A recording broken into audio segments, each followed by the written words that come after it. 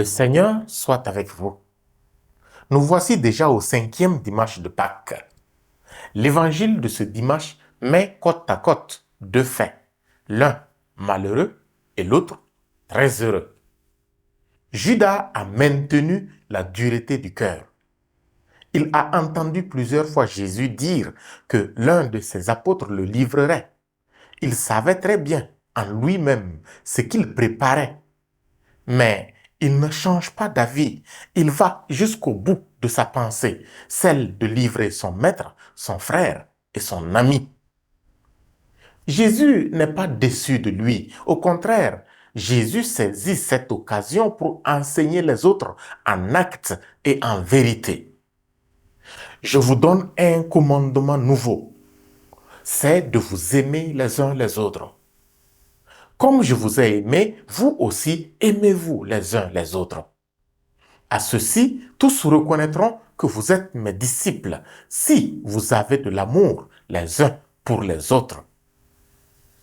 Les apôtres, après la mort de Jésus, comprendront davantage la gravité de l'acte de Judas. Mais ils comprendront mieux également le commandement nouveau de l'amour que leur propose Jésus. Nous aussi, comme les apôtres ayant assisté à la trahison de Judas, serions-nous capables de comprendre dans toute sa richesse la recommandation de l'amour?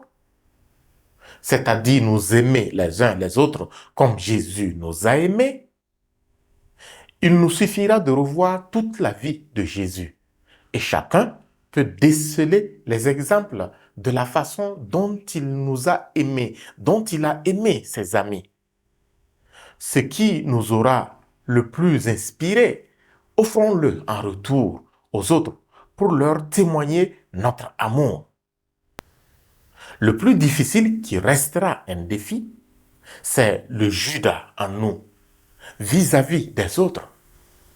Ce machin vilain malin en nous qui nous pousse à dire « il va comprendre, il va me sentir, je vais lui faire voir, etc. » Pourtant, la personne ne nous a absolument rien fait. Ou encore, je ne lui ferai pas de cadeau, car si je lui fais du bien, qu'est-ce que je gagne, moi?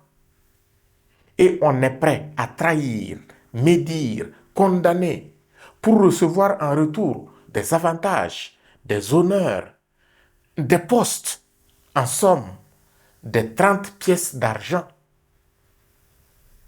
Ou encore, lorsque nous avons pris une mauvaise décision contre quelqu'un et qu'en pensant en nous-mêmes, nous nous rendons compte que nous sommes dans l'erreur.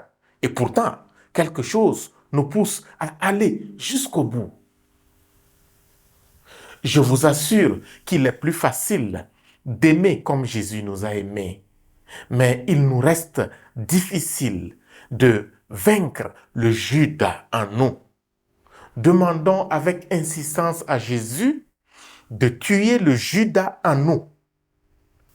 Alors, nous serons beaucoup plus aptes à aimer comme lui.